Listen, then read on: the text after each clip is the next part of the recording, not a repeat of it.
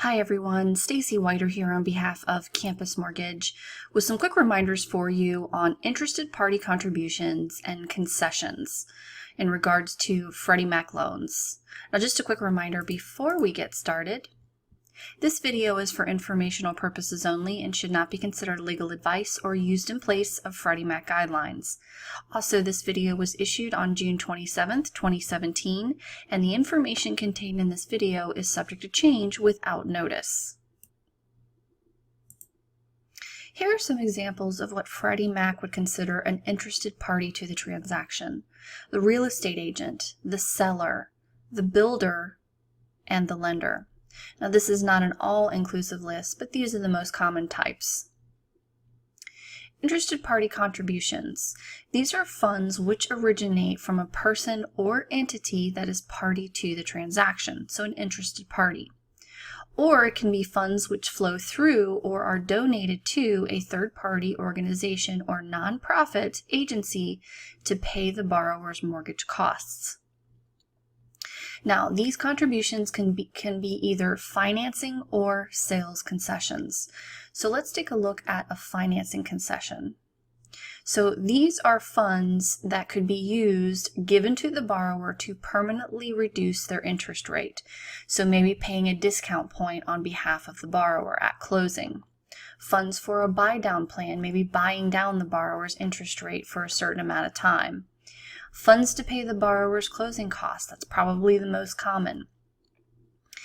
In this case, when it comes to financing concessions, Freddie Mac has a limit on how much the interested party can contribute to the borrower. So here's a quick table to show you.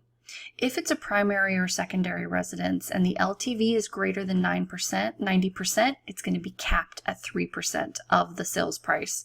So if you've got a $100,000 purchase price, then the max allowable financing concession from the seller would be $3,000 or 3%. Now, if the LTV is between 75 and 95, it goes up to 6%. And if it's less than or equal to 75%, it goes up to 9%. When it comes to investment properties, it's 2% across the board. Now, anything in excess of those percentages is then going to be considered a sales concession. Also, fees paid by the property seller, which are customarily paid by the property seller, are not subject to the maximums. So an example may be, in some counties, it's customary for the seller to always pay the title insurance. In that case, whatever that title insurance amount is not going to be subject to those percentages of 3%, 6%, and 9% that I just recently showed you. Now, sales concessions. So anything in excess of those maximums that I just showed you for financing concessions is considered a sales concession.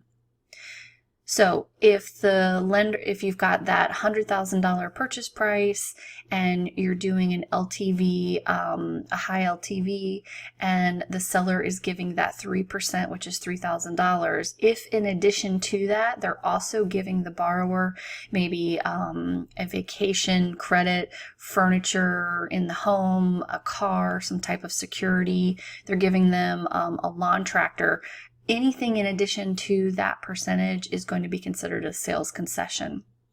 And the dollar amount of any of those sales concessions must be deducted from the purchase price.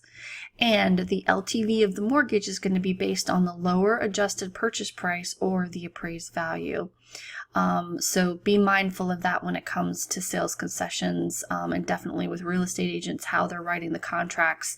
If they're leaving in cars and furniture and things that are not part of the house, then those can be considered sales concessions. Now, when it comes to lender credits, so a lender giving a credit to the borrower, that's okay, and it can be used to pay the borrower's closing costs. But the key here is that that lender credit cannot exceed the closing costs. So if the closing costs on the loan are only $4,000, that's exactly what the lender can give or less. Anything more, and then it's getting into paying part of the down payment, which we know is not allowed.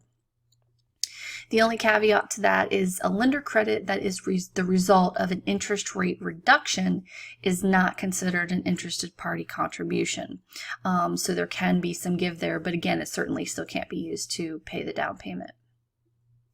All right, everyone, that's all for now. Thanks so much for watching. For more tips and videos, please visit campusmortgage.org and look for their weekly mortgage video tips designed for all mortgage professionals, including underwriters, loan officers, processors, closers, and post-closers.